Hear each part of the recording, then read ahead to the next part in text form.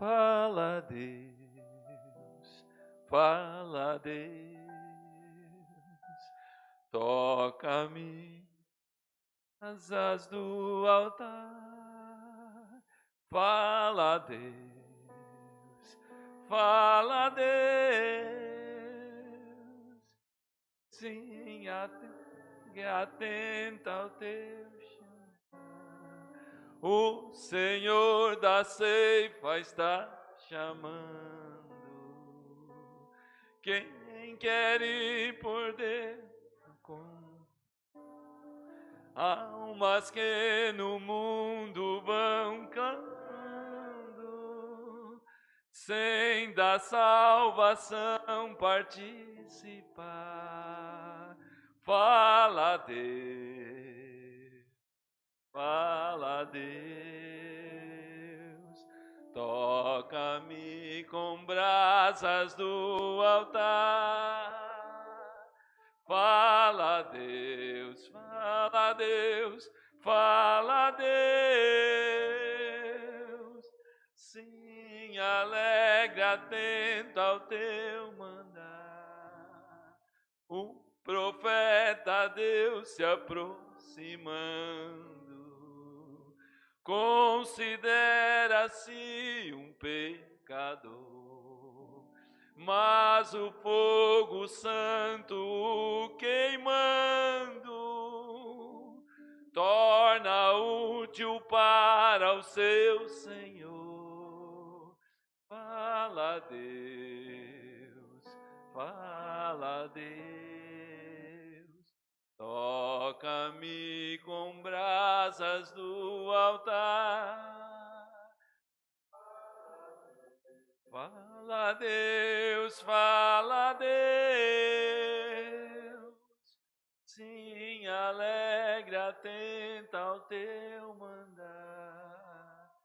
Breve os trabalhos serão findos, pensam vão os servos desfrutar, mas Jesus os saudará bem-vindos. Esta glória espero alcançar. Fala, Deus, fala, Deus, fala, Deus, toca-me com brasas do altar. Fala, Deus, fala, Deus, fala, Deus, sim, alegre, atenta ao teu mandar. Padre, é o teu nome. Os irmãos podem sentar, já estão sentados, amém? Atos 2, meus irmãos, versículo 37 ao 47.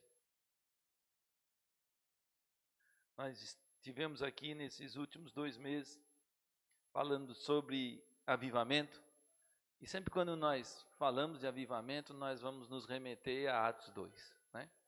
Se nós vemos a igreja primitiva e nós olharmos os evangelhos, nós vamos ver Mateus, Marcos e Lucas, que são os sinóticos, né? Nós vamos ver pouca coisa dos apóstolos, pouca atuação deles, né? Vamos ver apenas lá em Mateus, no capítulo 10, os 12, de 2 em 2, né? E posteriormente lá em Lucas 10, os 70, de 2 em 2 também. Vamos ver a participação dos apóstolos de forma muito insignificante.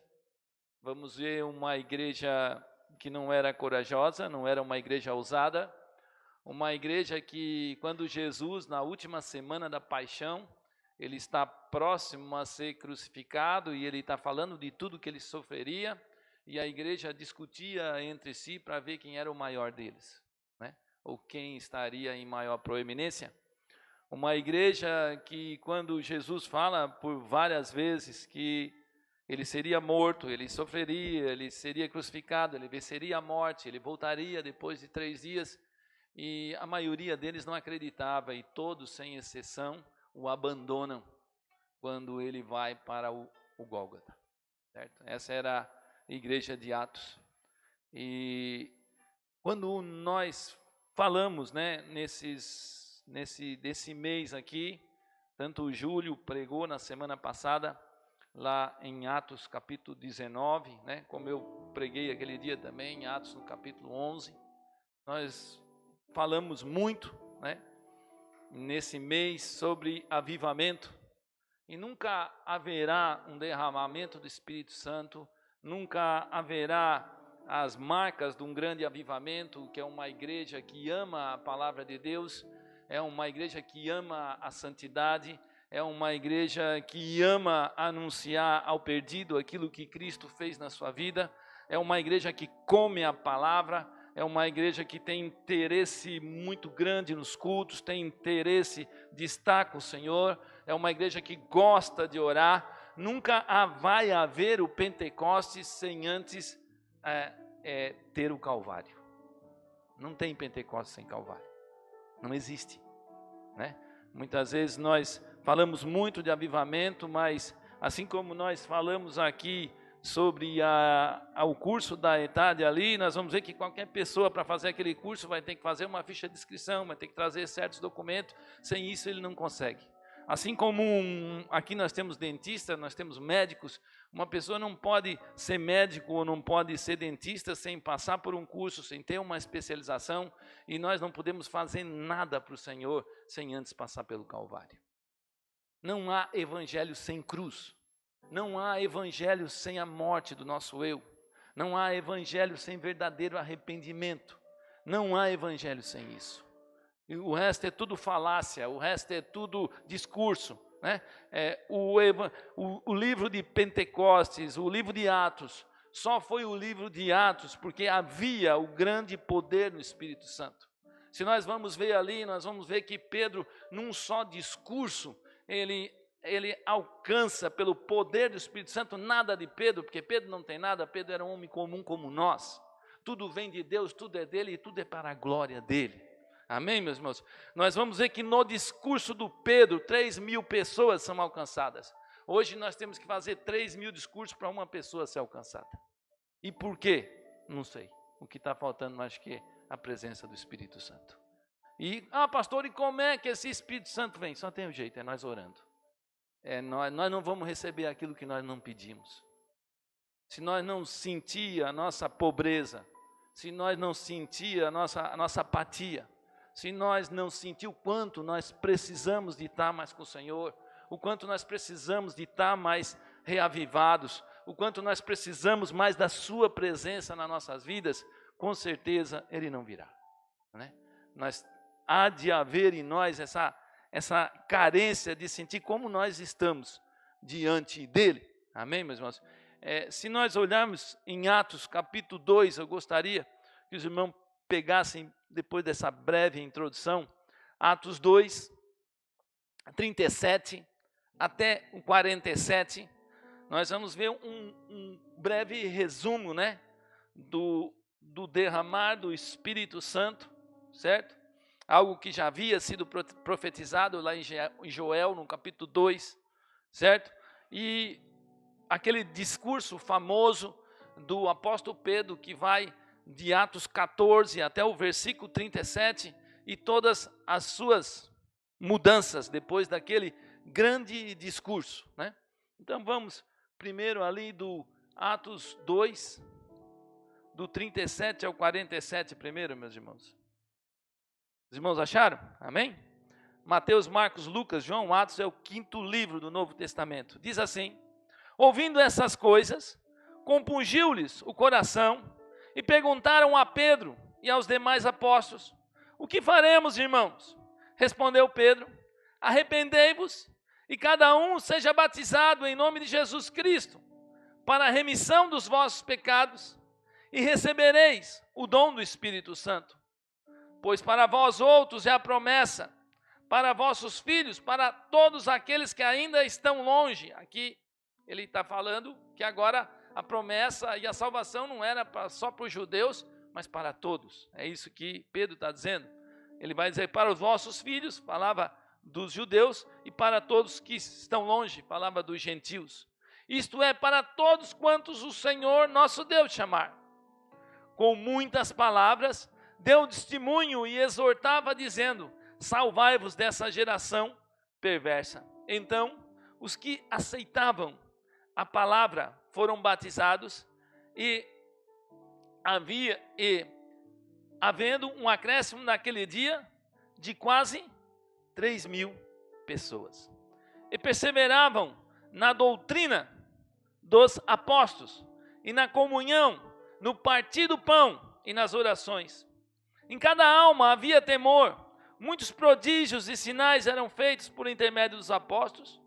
Todos os que creram estavam juntos e tinham tudo em comum. Vendiam suas propriedades e bens, distribuindo ao produto entre todos à medida que alguém tinha necessidade. Diariamente, perseveravam unânimes no templo, partiam pão de casa em casa, tomavam suas refeições com alegria e singeleza de coração, louvando a Deus e contando com a simpatia de todo o povo. Enquanto isso, acrescentava o Senhor dia a dia os que iam sendo salvos. Amém, meus irmãos? Baixe sua cabeça, eu vou fazer uma breve oração, bem rápida. Pai amado, Pai querido, nós te louvamos, te bendizemos, Pai, por tudo o que nessa noite já foi orado, Pai. Pela oração do Fábio, pelas pessoas que estiveram aqui te louvando, por tudo que foi feito aqui, Senhor. Nós te pedimos agora, Pai, que Tu fale com clareza aos nossos corações, que o Teu Espírito Santo tenha pleno poder de falar conosco e que Tu torne muito claro tudo aquilo que é a Tua vontade para nossas vidas. Senhor amado, que tudo aquilo que for falado sirva para nos aproximar mais de Ti, sirva para nos priorizar o nosso relacionamento com a Tua presença e mostrar como nós estamos diante da Tua presença, Pai. Nos ajuda nessa noite, Pai.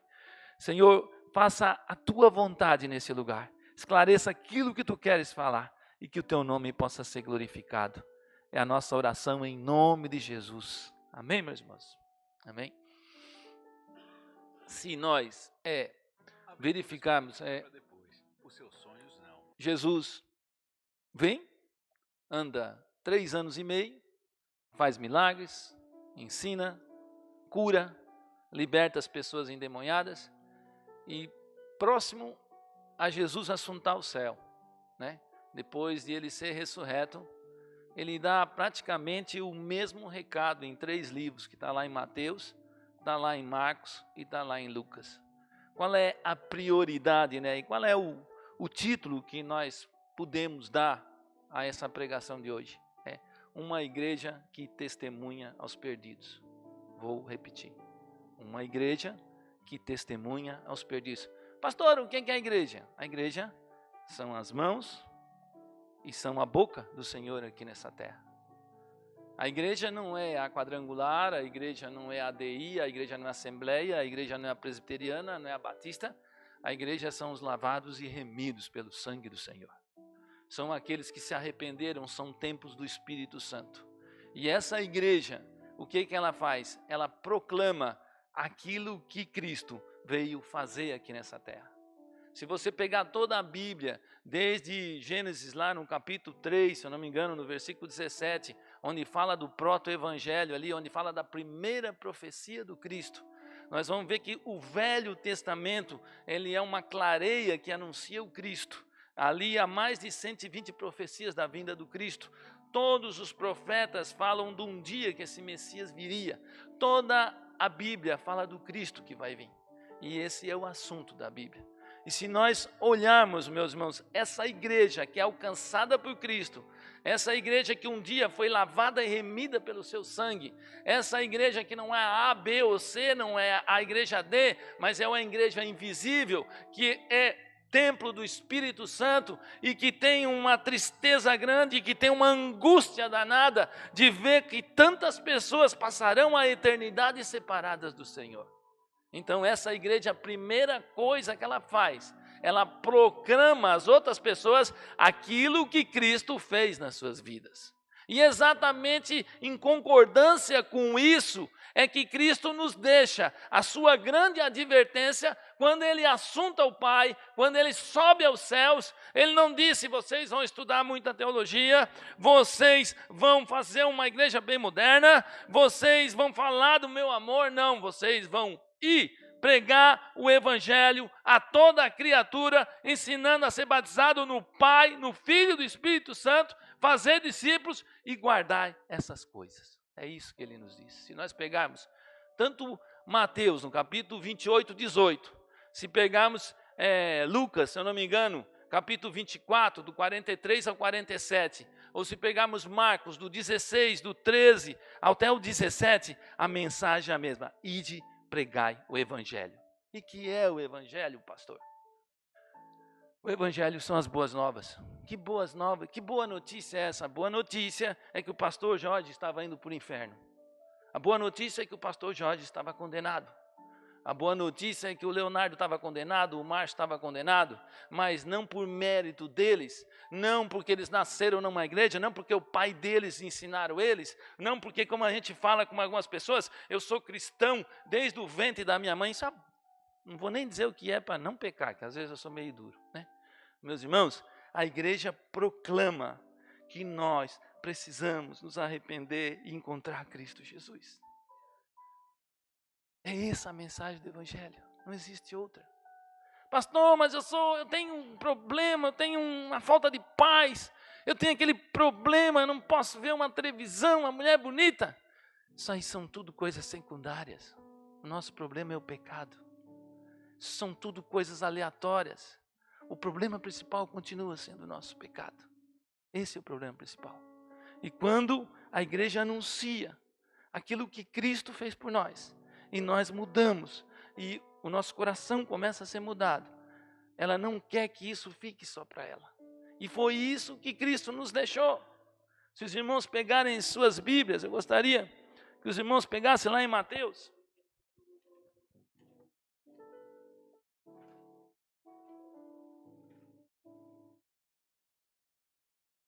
Fala da grande comissão, né? Mateus 28, 18 a 20.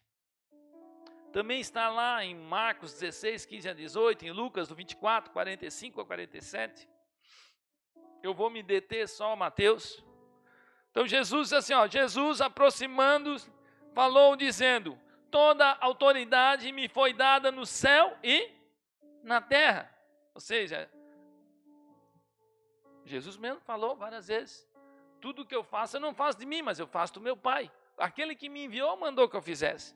Então Jesus diz que toda a autoridade dele procede. Lá em Filipenses, a Bíblia diz que ele foi um servo obediente, ele não usurpou ser igual a Deus, antes ele se esvaziou de tudo. Ele morreu e morreu a morte de cruz, sendo obediente até o fim. E lá em Filipenses, a Bíblia diz que Deus deu um nome que é sobre todo o nome, ou seja, toda a autoridade de Deus está em Cristo. E quando Jesus diz lá em João, no capítulo 10, no versículo 30, ele diz: eu e o Pai somos um. Ele não está falando de comunhão aí, como muitas pessoas dizem. Isso aí no grego quer dizer que a essência de um está no outro. A essência de Deus está em Jesus, a essência de Jesus está em Deus. Deus faz milagres, Deus é infinito, Deus é incriado, Deus é atemporal, Deus é onipotente, Deus é onipresente, Deus perdoa pecados, e Jesus faz todas essas coisas porque Ele é Deus. Amém, meus irmãos? Pastor, mas fazia antigamente e continua fazendo hoje, porque Ele não muda, eu, o Senhor, não mudo. Amém? E se nós olharmos esse Cristo, Ele diz exatamente isso. Ele diz da importância de nós pregar às pessoas. Por que que nós temos que pregar? Por que que nós temos que falar aquilo que Jesus veio fazer? Porque isso vai decidir aonde a pessoa passará a eternidade. Amém? Talvez aqui nós tenhamos empresários, talvez aqui nós tenhamos advogados, pessoas que trabalham como funcionário. E se nós errarmos em alguma coisa que nós fizemos, talvez será ruim, né? Às vezes como um contador vai lá e faz um lançamento errado, pode dar um prejuízo muito grande para uma empresa. Um médico, às vezes, numa cirurgia, pode deixar alguém meio manco, né? Mas quando nós erramos, nós não priorizamos a verdade do Evangelho. Nós comprometemos a eternidade das pessoas. Então, olha a importância da gente estar aqui não brincando com as coisas do Evangelho, mas falando com muito tremor e temor diante de Deus. É um cidadão que eu gosto muito, até apesar de ser calvinista, mas tudo bem, nem todo mundo é perfeito, né? Que era George Whitefield, ele dizia, né? Pregue como se fosse a sua última vez, pregando a pessoas que talvez tenham a última oportunidade de lhes ouvir. Essa é a importância do Evangelho, né? E o que Cristo nos diz? Olha, ele diz aqui, ó, ide, né? Fazei discípulos, né? De todas as nações, batizando em nome do Pai, do Filho e do Espírito. Quando a gente batiza alguma coisa, alguém, a gente não batiza ninguém para salvar.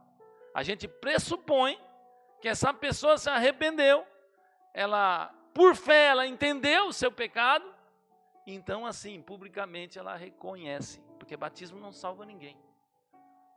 Batismo é só uma confirmação de algo que já aconteceu. Ele diz, ide, né? Fazei discípulos, ou seja, o que Jesus está dizendo? Faça a mesma coisa que eu fiz de vocês. Eles andaram com Jesus, eles viram quanto eram pecadores, eles viram quando todos eles tinham abandonado a Cristo, eles viram quando todos eles vacilaram, como todos eles eram imperfeitos, eles entenderam. Então Cristo diz assim, ó, faça com eles aquilo que eu fiz com vocês. Agora, ninguém pode fazer algo com alguém que nunca foi feito na sua vida. É isso que ele está fazendo aqui, ó. Ele está dizendo assim, ó, olha, ensinando a guardar todas as coisas que vos tenho ordenado. Ou seja, ele está dizendo que doutrina e obediência andam junto. Ah, mas eu já confessei Cristo, eu aceitei, e daí? E daí? Há fruto na tua vida de um salvo? Há evidência de uma pessoa que espera a volta do Cristo? A manifestação de um arrependido na sua vida? Não é uma simples oração que... Eu não sei nem se eu fiz essa oração. Não sei. Mas eu sei que Cristo mudou a minha vida. Eu sei. Eu não sei nem quando aconteceu. Mas eu sei que o arrependimento, meus irmãos, a gente está indo para um lado e a gente muda de direção. Nossos pensamentos, nossos anseios, nossas prioridades, nosso tempo, o que fizemos, a importância daquilo que damos, tudo muda em nossa vida. Nós podemos saber a Bíblia inteira. Nós podemos ter inúmeros versículos decorados. Mas o mais importante é aquilo que aconteceu na nossa vida. O mais importante é a transformação que Cristo fez no nosso coração. Essa é a maior importância, né? E é isso que ele está dizendo, olha aqui, ó, ensinando a guardar todas as coisas, ou seja, ele vai dizer que não é só a questão de doutrina, mas a doutrina e a prática, a doutrina e a obediência andam junto, como Tiago nos fala lá em Tiago 2. Ah, vocês creem que Deus é o Senhor, que Jesus Cristo é o Senhor, vocês têm fé? Amém, Tiago disse. Isso aí os demônios também crêem. Eles crêem e tremem, né? Mas não obedecem. Então, a verdadeira fé, a graça que nos salva, é a graça que nos faz andar em santidade. A graça que nos salva é a mesma que nos faz manter uma vida separada diante de Deus. Esse é o Evangelho, meus irmãos. Não que nós seremos perfeitos, mas esses dias me mandaram um culto, né, de uma igreja, e a primeira coisa que o cidadão começa dizendo, ele está dizendo que a luta contra o pecado era algo do passado, que isso era religiosidade. Isso é heresia. Isso é heresia. Não acredite nisso. Se você foi salvo, você vai lutar com o pecado até o dia que você estiver na glória com o Senhor. A maior evidência de alguém salvo é alguém que há uma militância entre o seu eu caído e a presença e a vontade do seu Espírito na sua vida. E há áreas na sua vida que você vai ter que clamar, chorar, gemer, porque você não vai conseguir vencer. Essa é a verdade. Por isso que o apóstolo Paulo diz que a carne milita contra o espírito contra a carne. Né? Então isso é a maior evidência de um salvo, é a luta sobrenatural do Espírito Santo contra a vontade do nosso eu caído. Essa é a grande luta. Até o dia que estaremos para sempre com o Senhor. Amém? Ele vai dizendo aqui, qual é a grande vontade do Senhor? Qual era a sua grande advertência para a igreja? Olha, ele diz: ide, pregai o evangelho, falai dessa palavra, falai dessa boa notícia, falai daquilo que eu vim fazer pelos pecadores, falar que sem a minha vinda jamais ninguém poderia ser salvo. Fala que antes da consumação dos séculos, eu já sabia que ia morrer e que eu ia ser entregue por vontade e presciência do meu Pai, para que muitos pudessem ser salvos. Fala para essa turma. É isso que a igreja precisa fazer. Me lembro de certa vez que eu estava numa reunião de uma instituição, de uma igreja, reunião de diretoria, se falava de tudo, menos da salvação de pessoas. Eu acho que só quem não estava nessa reunião era o Espírito Santo. A igreja, meus irmãos, ela só tem um intuito de mostrar aquilo que Cristo fez por nós. Amém?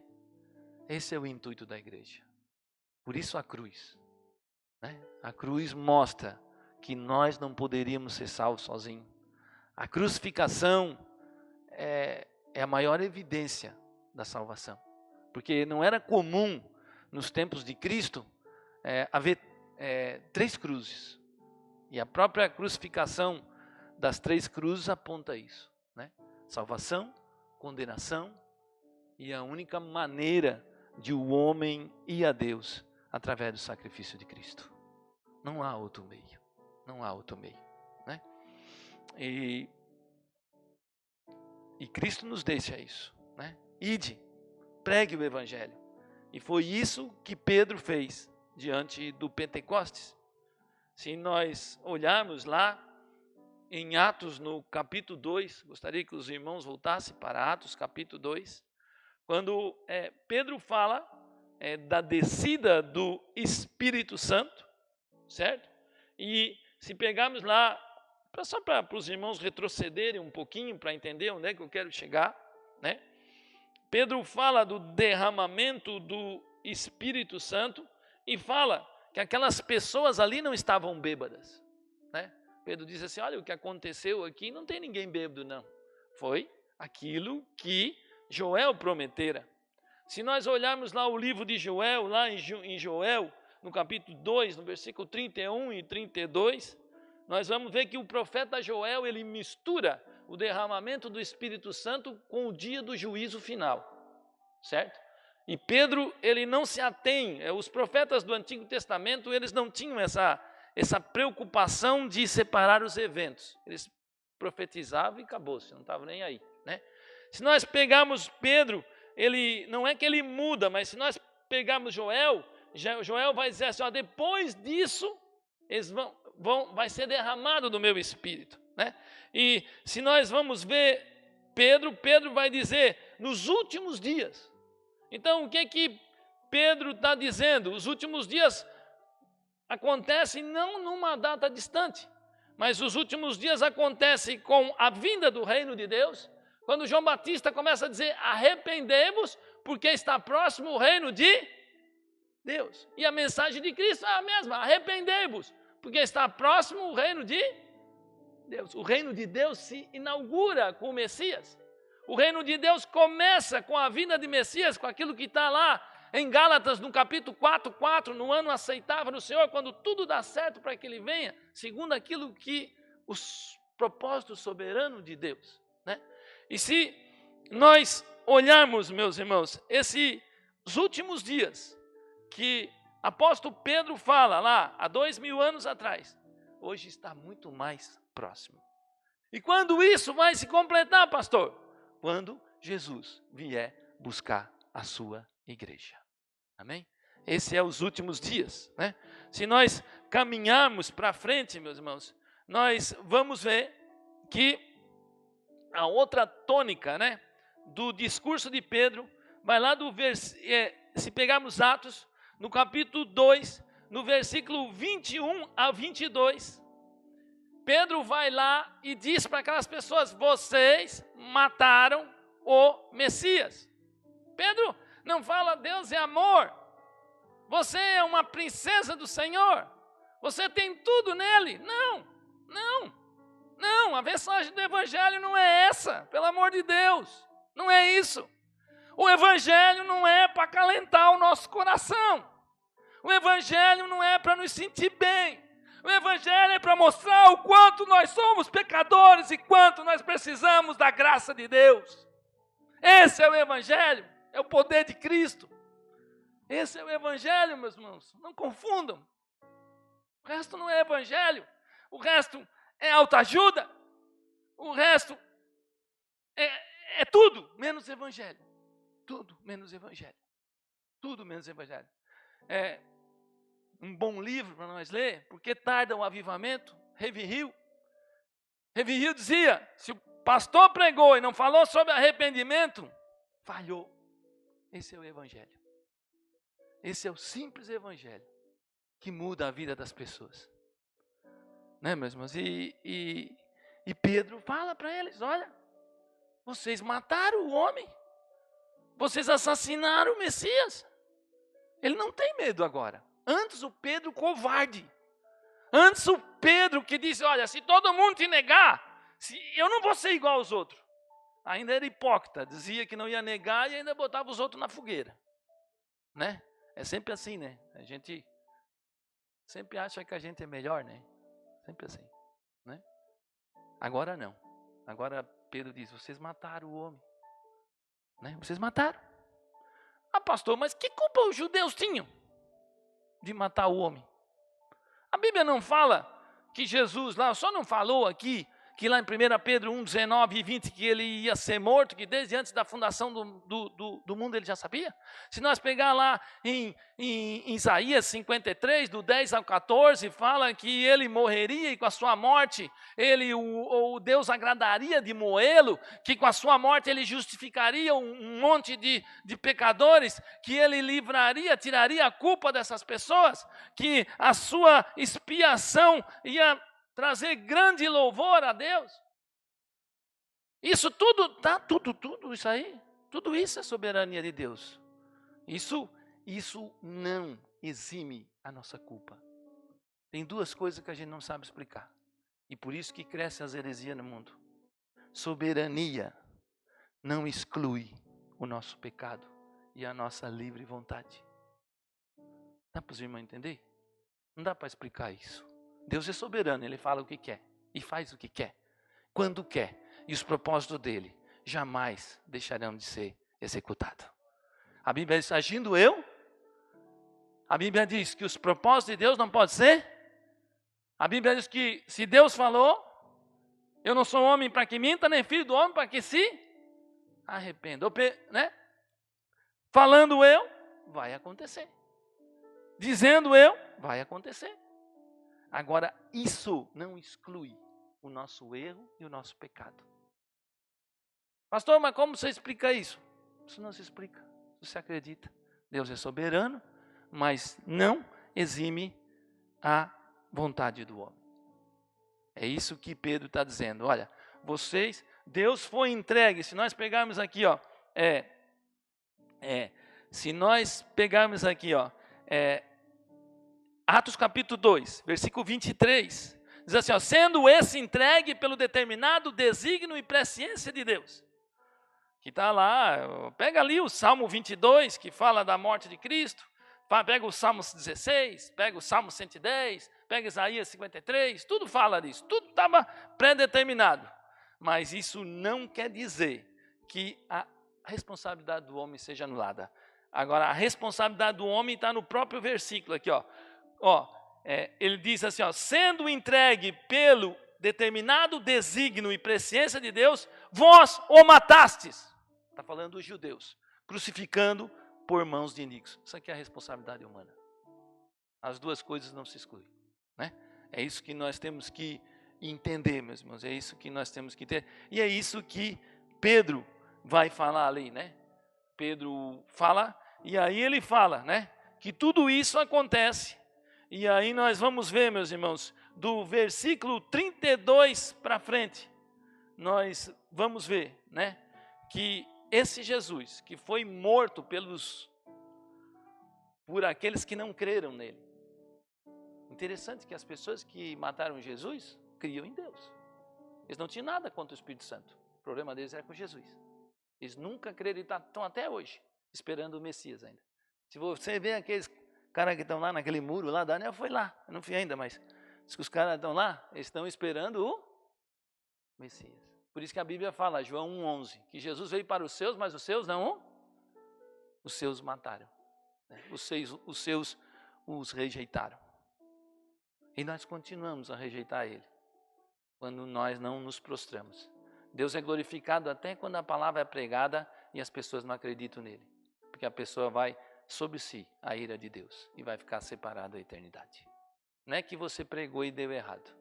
Deus é glorificado tanto nos salvos como nos condenados. Deus é glorificado em todo e em qualquer lugar.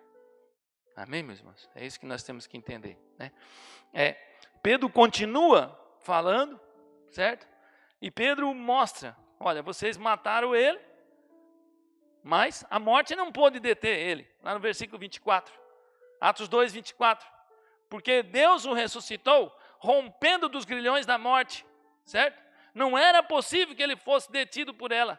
E se nós pegar agora, meus irmãos, ali, certo? Do versículo 27 até o 37, Pedro prova, né? Pedro prova que Jesus estava vivo, que Jesus estava à direita de Deus e continuava a interceder pela igreja. É isso que Pedro prova para eles, certo? E qual é o testemunho que Pedro usa para provar que Deus estava vivo? Se nós pegarmos ali, se os irmãos deram uma olhada em casa lá, em Atos no capítulo 2, no versículo 2, tá? No 2, no 25, no capítulo 2, no versículo 25 a 28, Pedro, primeira coisa que Pedro cita para dizer que Cristo está vivo, ele cita a própria Bíblia. Ele fala aqui, ó, no versículo 25, ele cita o Salmo de Davi, lá no Salmo 8, no versículo 10, que não deixaria o seu santo ver a corrupção. É lógico que Davi, quando dizia que não deixaria que o seu santo visse, o que é a corrupção? A corrupção é o fim de tudo. Então, o que Pedro estava dizendo? Se vocês for lá no túmulo do Davi, vocês vão ver que os ossos dele estão lá, que ele está morto, está seco lá. Está lá, está provado que Davi morreu. Então, ele está dizendo que Davi já falava da ressurreição de alguém. É isso que, então, Pedro fala, então, que o testemunho, o judeu, ele sempre cria que alguém era verossímil, que alguém era verdadeiro, se houvesse 3 testemunhas. Então, a primeira testemunha que Pedro fala é da Bíblia. Olha, a própria Bíblia, que vocês reconhecem como inerrante, como palavra de Deus, como a voz de Deus para nós, ela fala que esse Cristo ia ressuscitar. Isso falando aos judeus, ele fala de uma citação do Antigo Testamento, que é onde os judeus criam, né? Depois Pedro vai citar o quê? Para dizer que Cristo está vivo. Ele fala o quê? Ele fala dos próprios apóstolos, né? Se vocês olharem aqui, ó, ele vai falar dos próprios apóstolos, né? No sentido do quê? De dizer que as pessoas, né?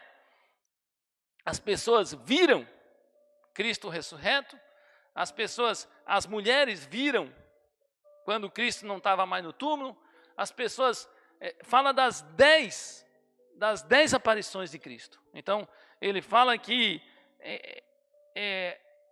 eles sabiam, era impossível de não crer que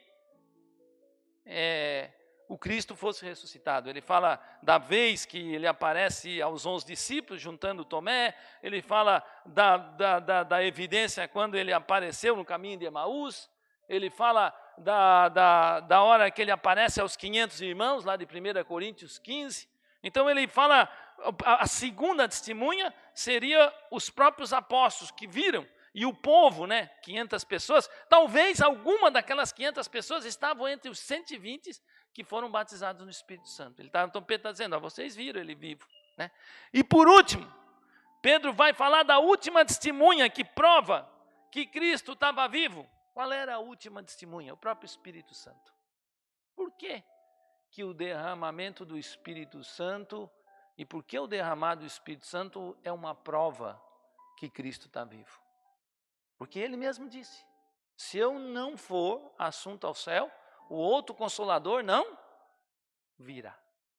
Ele disse, eu não vou deixarei órfãos. É necessário que eu vá, para que o outro no grego quer dizer outro igual a eu, que é o Espírito Santo que compõe a Trindade. Deus Pai, Deus Filho e Deus Espírito. Então, uma das provas que Cristo estava vivo é porque o Consolador já viera, o Espírito Santo já fora derramado.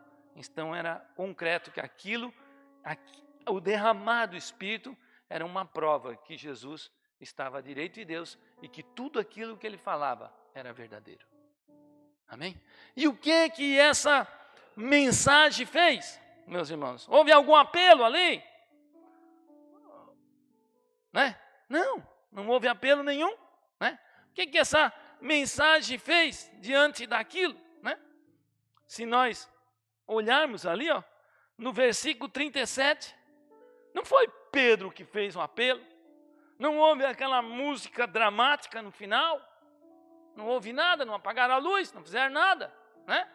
As pessoas perguntaram, o que nós vamos fazer? O que nós vamos fazer? E aí, o que Pedro, o que faremos, irmãos? A pergunta não é só feita a Pedro, mas aos demais apóstolos. E aí o que Pedro diz? Arrependei-vos. É isso que Pedro diz. Não existe avivamento, não existe igreja fortalecida, não existe igreja avivada, não existe nada disso sem uma igreja profundamente arrependida. Jamais vai existir. E o que é esse arrependimento, pastor? Que o senhor fala tanto, Arrependimento é uma completa mudança do ser, Muitas vezes nós falamos com as pessoas e as pessoas sabem que não estão na direção de Deus. E muitas vezes eu falava, e as pessoas, eu tenho que procurar uma igreja. Eu digo, não tem que procurar igreja, tem que procurar Cristo. Tem que te acertar com Cristo. Tu tem que te acertar com Ele, independente de igreja. Isso é o mais importante. Igreja é um detalhe só. Então, o que é, pastor? O que é esse arrependimento? Esse arrependimento é uma completa... Pastor, arrependimento é chorar. É aquela cena que aparece a pessoa chorando. Não é nada disso, não é remorso, não é nada. Arrependimento é mudança de pensamento. Mudança de vida. Isso é arrependimento. É simples. Tu quer ver uma coisa? Vamos exemplificar arrependimento para a gente botar bem na nossa cabeça aqui. Vamos pegar Lucas 15. Lucas 15 nos fala da parábola dos perdidos, da ovelha perdida, da moeda perdida e do filho pródigo perdido. E Lucas 15 nos fala que toda vida que esse é achado, há uma grande alegria no céu. E se nós pegarmos ali o exemplo de arrependimento de Lucas 15, está ali no capítulo 15, versículo 17, fala do filho mais novo, que dissipa toda a herança do seu pai, que vai para um lugar distante, que ali pega o seu dinheiro e tenta satisfazer a sua carência, tenta satisfazer a sua insatisfação com todas essas coisas que esse mundo pode oferecer, e no final dele ele está completamente arrasado, porque o coração do homem, ele só pode repousar em paz, como dizia Agostinho, quando ele acalma na presença do Senhor Jesus Cristo. Enquanto isso, ele é insatisfeito. Pastor, eu tenho uma falta de paz. Falta Jesus. Falta Jesus. É isso aí. Não estou dizendo que tu não pode ter luta. Não estou dizendo que tu não vai ter aflição. Mas uma grande falta de paz tem alguma coisa errada. Pastor, eu nem sinto mais essa falta de paz. Já está cauterizado de vez, é pior ainda. Aí a coisa é mais complexa. Quem não sente mais nem necessidade de se voltar ao Senhor. Aí é um problema sério. Mais sério ainda. Né? E se nós olharmos esse homem, ele vai para essa terra distante, ele tenta se...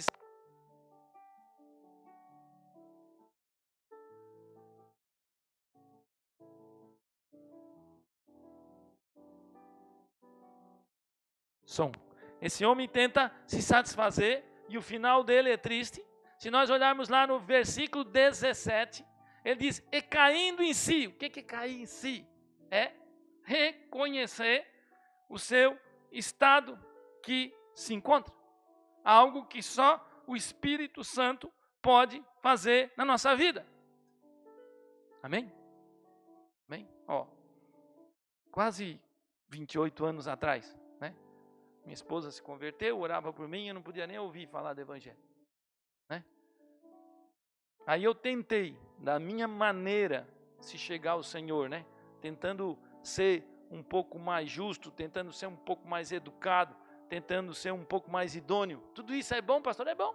Não mentir é bom, não trair a esposa é bom, não fazer coisa errada é bom, mas isso não salva. A salvação, ela só vem com o arrependimento e com a confissão que Cristo é nosso Senhor. Como dizia o meu pastor Ulisses, que eu canso de repetir, um educado peca menos, mas vai para o inferno, a mesma coisa. Porque salvação nunca é por obra, mas sempre por fé e pelo favor imerecido de Cristo na cruz por nós. Amém? Só Ele, nós só conseguimos uma vida um pouco melhor, andar um pouco mais em santidade, vencer o pecado, porque o Espírito Santo habita em nós. Sem isso, não teremos vitória nenhuma contra o pecado. Vai ser apenas alguém reformado, vai ser apenas uma restauração provisória que logo, logo vai apresentar defeitos. Com certeza. Né? E o filho pródigo, ele caiu em si e disse, quantos trabalhadores do meu pai têm pão com fartura e aqui eu morro de fome. Todo arrependimento leva a uma atitude. Escreva isso aí. Todo arrependimento leva ao cidadão a mudar de direção. Aonde esse cara estava? Lá, usufruindo dos prazeres transitórios desse mundo, torrou todo o dinheiro dele, tentou se satisfazer. Ele podia ficar lá e dizer, eu sou um coitado, eu sou um triste, não dá nada certo na minha vida, é isso mesmo, não. Ele mudou de direção. Arrependimento quer dizer mudança de atitude. É isso que é arrependimento. Não existe arrependimento sem atitude. Há de haver uma atitude gerada pelo Espírito Santo. E foi isso que ele fez. Olha aqui, eu vou me levantar e irei ter com meu pai. Pai, pequei contra o céu e diante de... E o que o arrependimento gera? Confissão. Confissão. Eu preciso de ti, Senhor. Eu sei que eu estou errado. Eu sei que eu não consigo vencer o pecado. Eu sei que eu não consigo andar em novidade de vida. Eu sei que eu só consigo fazer isso se tu realmente habitar na minha vida. É isso que o arrependimento gera, né? Se olharmos lá também, para os irmãos entender mais o arrependimento, se pegarmos Lucas capítulo 19, já que estamos em Lucas, já estou acabando, 5 minutos. Lucas 19, versículos 7, 8 e 9, diz assim, né? Fala da história de Zaqueu, fala que Jesus está entrando em Jericó, fala que Jesus olha para cima, chama aquele homem, né? E diz, hoje veio salvação para tua casa. Aquele homem era um cidadão que ele era tributário, era um cidadão que cobrava impostos, né? Quando os hipócritas, como as pessoas que achavam que a salvação era por obra meritória das pessoas, olharam e dizem, ele come com os pecadores, ele recebe pecadores, né? Quando Jesus chama, esse homem desce depressa, é aquilo que eu disse, apesar da soberania de Deus, isso não exclui a responsabilidade do homem, ele podia ficar lá naquela árvore, mas quando Jesus chama, ele desce, ele toma atitude, e a Bíblia diz lá no versículo 7, todos murmuravam, e a primeira coisa que Zaqueu disse, olha, ele diz assim, ó, Senhor, eu resolvo dar aos pobres todos os meus bens, se alguma coisa eu tenho defraudado alguém. Ou seja, arrependimento gera mudança de atitude. Ele sabia, com certeza, ele não era incauto, ele não era inocente diante daquilo que ele fazia. Ele sabia aquilo que o separava de Deus, com certeza, né? Certo? Então, o que aconteceu com as consequências dessa pregação de Pedro? Primeiro, arrependimento, né? Que é coisa que está muito fora de moda na igreja brasileira hoje, né? Nem se fala mais. Segundo lugar, primeira coisa que Jesus diz, vocês vão se arrepender e vão ser batizados em nome de Jesus. Pastor, mas que coisa complexa isso aí. Como é que o batismo não é sempre trinitário? Ele não é sempre em nome do Pai, do Filho e do Espírito? Porque aqui ele fala só em Jesus. Porque ele está tocando exatamente na ferida dos judeus. Os judeus não haviam rejeitado Deus. Os judeus não haviam rejeitado o Espírito Santo. Eles haviam rejeitado o Cristo. No batismo aqui, com certeza, o Espírito Santo e Deus estavam presentes. Mas ele estava tocando na ferida das pessoas. Vocês rejeitaram o Messias. Vocês rejeitaram aquele que era toda a exegese do Pai. Vocês rejeitaram aquele que veio. Ninguém consegue vir ao Pai senão pelo Filho. Quem não tem o Pai não tem o Filho. E a vida eterna é essa, que conheçam a Cristo, o único Salvador. Não há outra rocha a quem nós podemos ser salvos. Ele é o mediador entre Deus e os homens. Vocês rejeitaram qualquer maneira de salvação.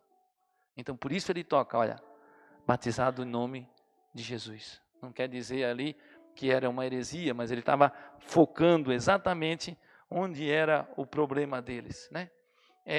E o que nós vemos, meus irmãos, depois desse sermão, depois de acontecer usado pelo Espírito Santo, como Deus usou, né, Pedro naquele dia, nós vamos ver o que aconteceu com aquela igreja ali, meus irmãos. Se nós pegarmos Atos capítulo 2, para nós acabarmos, Atos 2, certo?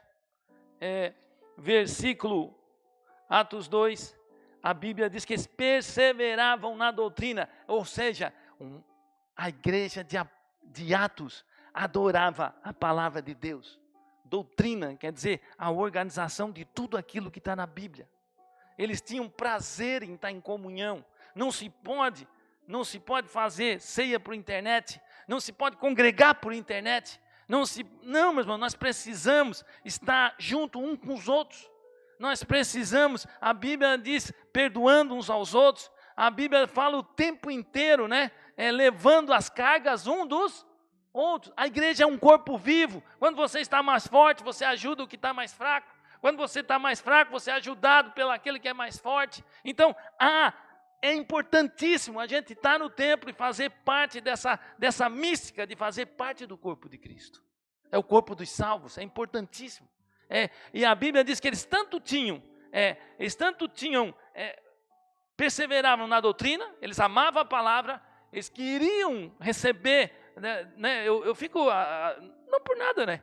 Mas quarta-feira aqui, às vezes eu penso que a igreja foi arrebatada. Mas eu fico triste, meus irmãos, eu me angustio. Mas não é porque tu vai vir mais, tu vai ser salvo. É porque não é bom para ti. Com certeza na tua casa tu não vai receber coisa melhor, não. E nós precisamos estar em corpo. Faz bem essa comunhão aqui. Faz bem estar com os irmãos. Isso é bom, né? Isso é bom, é muito bom, né? É muito bom. Lógico que há exceções, há pessoas doentes, há pessoas que viajam, né? Toda generalização é burra. Não podemos também estar aqui, eu não estou acusando ninguém, mas eu estou dizendo assim, ó, priorize estar na casa do Senhor. Priorize estar com Ele, é bom, né? O salmista dizia, alegrei como disseram, vamos à casa do Senhor, né? A Bíblia diz que mais vale estar um dia na casa do Senhor que 1000 dias nas tendas da adversidade. Amém? Não tem coisa melhor que estar na presença do Senhor. Na presença do Senhor, a alegria perpetuamente, né? Certo? A igreja, então, ela perseverava, a igreja tinha comunhão, a igreja amava a palavra de Deus, isso foi tudo reflexo do sermão de Pedro. E por último, ela tinha temor do Senhor. Temor do Senhor não é medo, temor do Senhor é reverência, é obedecer a Ele, é prestar a Ele todo o louvor, toda a glória e fazer aquilo que Ele se agrada. Isso é temor do Senhor, é saber que nós precisamos estar de acordo com aquilo que Ele nos instruiu, é andar como Ele andou. Amém? Simei, vem cá, para nós acabar esse culto. Amém? Meus irmãos, se os irmãos puderem orar por Afuá está isolada, só tinha um posto de saúde, o médico foi embora, não tem mais médico, o contágio lá está grande, o pastor Wilson não está lá, está a equipe dele lá, o pastor auxiliar dele teve AVC, tem mais 3 missionários ajudando ele lá, o pastor Wilson passa por um momento seríssimo também, está com problema no rim, uma neuropatia, só ele tem uma filha que ele ajuda, que tem um problema sério de saúde, só ele dirige nessa casa, ele precisava ser operado da catarata, com esse negócio do Covid, ele não pôde ser operado, só ele que faz as voltas de casa, né, um homem com 76 anos, que anseia ir para o campo missionário ainda. Ore por ele, e veja o que é uma pessoa que foi arrependido e que tem amor pelas almas. Amém? Né? Fica à vontade, Senhor. Paz do Senhor, meus irmãos, vamos ficar de pé para a gente já orar, encerrando. Também peço uma oração específica foi citado aqui na oração, mas só para que os irmãos... A compaixão e a comunhão vem muito pelo conhecimento do caso. A irmã da Misa, que esteve aqui conosco, ela contraiu também o Covid-19 e ela está tendo os sintomas bem aparentes. Inclusive hoje teve que retornar ao hospital e o médico não liberou ela está respirando com apoio de equipamentos, porque o médico disse ela não consegue respirar sozinha.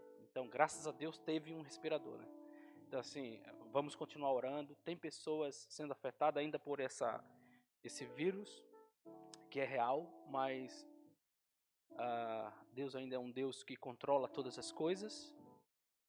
Pode curar, mas também, como o pastor Jorge disse, Deus também é Deus soberano sobre todas as coisas. E só mais um ponto, eu sei que passou um pouco do horário.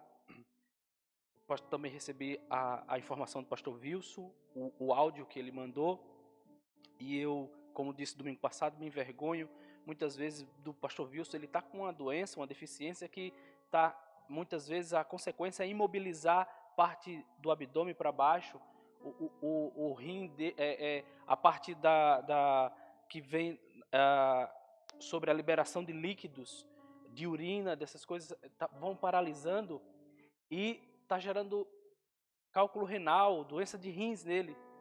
E ele falou, eu quero que isso passe, porque eu já fiz a obra mesmo doente. E quando passar, eu quero viajar para o Amazonas. Eu fico, meu Deus. Mas eu lembro de Paulo. Paulo disse, eu fiz mais do que todos os apóstolos, mas não foi eu. Foi a graça de Deus em mim. O pastor Jorge fez um apelo que queimou no meu coração. Clame pelo Espírito Santo. Sabe quando a gente cai em si e fala assim, eu estou me sentindo um crente mesmo fraco. Que coisa ótima que você está confessando, porque o Espírito Santo está lhe dando essa luz. Poderia você estar entendendo, não, eu estou bem demais. Clama pelo Espírito Santo, que é o Espírito Santo que faz essa diferença. Clama pelo Espírito Santo. E mais um detalhe, o Fábio pediu que vocês lessem o Salmo 104 antes de dormir. Não é só porque ele se emocionou com o Salmo, não. É o Espírito Santo, sabe? Conversando com a gente. Hoje, antes de dormir, leia o Salmo 104 e ore e fala assim, Espírito Santo, transforma a minha vida. E Ele vai transformar. Vamos ter um evangelho prático e não teórico. Amém? Oremos então, despedindo e clamando a Deus, para que Deus cure pessoas, para que Deus que estão enfermas, para que Deus mude a nossa vida, transforme a nossa vida da pior enfermidade que é o pecado, e que Deus continue nos ajudando. Senhor nosso Deus, nosso Pai, nós te adoramos, nós te glorificamos por tudo quanto ouvimos nessa noite, Senhor. A tua palavra, Senhor, não volta vazia, Senhor. Encontrou morada, Senhor, no coração de muitas pessoas nessa noite. A tua palavra, ela é viva e eficaz, Senhor. É mais penetrante, Senhor, que uma espada afiada, Senhor. Ó Deus, que chegou, Senhor, a divisão da alma e do espírito, Senhor, nessa noite de muitas pessoas. Ó Pai amado, que possa, Senhor, provocar a mudança, Senhor. Ó Deus, para o qual, Senhor, ela foi enviada, que isso cause um resultado, Senhor. Ó Deus, transforma as nossas vidas, Senhor, nessa noite, Senhor. Tu, Senhor, falou conosco, Senhor, desde o início do culto, Senhor. Desde a leitura, Senhor. Ó Pai amado, que ao sairmos daqui, Senhor, ó Deus, a semente da Tua palavra, Senhor, possa cair numa terra fértil, Senhor. Ó Deus, que não caia entre, Senhor, os pedregais, Senhor, para que não venha a Deus a morrer, Senhor, com o calor, mas caia numa terra, ó Deus, propícia, ó Deus, e ela venha a produzir, Senhor, em nós o fruto necessário, Senhor. Ó Deus, nessa noite saiamos daqui convertidos, Senhor. Ó Deus amado, precisamos do Espírito Santo, Senhor. Ó Deus, como a igreja de Atos, ó Deus, que só fez tudo aquilo, Senhor, porque o Espírito Santo atuava, Senhor, na vida daqueles homens, muitos anônimos, Senhor, ó Deus, que evangelizavam, ó Deus, cidades inteiras, movidas pelo poder do Espírito Santo. Clamamos a Ti nessa noite, Senhor. Ó Deus, nessa noite Tu podes, Senhor, levantar pessoas cheias do Espírito Santo, Senhor, transformadas, Senhor, pelo poder, Senhor, do Evangelho. Sem exceção, Senhor, sem exceção. Ó Deus, aos olhos humanos, Senhor, nós fazemos julgamentos errados, mas o Teu Espírito Santo pode pegar qualquer um aqui nessa noite, Senhor, e transformar em Paulos, em Pedros, em grandes pregadores e anunciadores do Teu Evangelho, Senhor. Ó Deus, nós muitas vezes não valorizamos, Senhor, mas o Teu Espírito Santo, Senhor, Senhor, olha para nós, Senhor, e sabe que nós não podemos, mas Tu em nós, Senhor, pode muitas coisas. Pode levantar muitos pastores Wilsons aqui, Senhor, para não só ir aos rincões do Amazonas, mas para entrar no bairro São Luís e encontrar pessoas, ó Deus, e transformar também pela pregação do Evangelho. É o que nós te pedimos, Senhor. Faz isso em nós, Senhor. E que a graça do nosso Senhor Jesus Cristo, o amor de Deus, nosso Pai, a comunhão e as consolações do Espírito Santo esteja sobre cada um de nós, desde agora e até aquele grande dia que veremos a Cristo face a face. Em nome de Jesus, estamos despedidos. Amém e amém.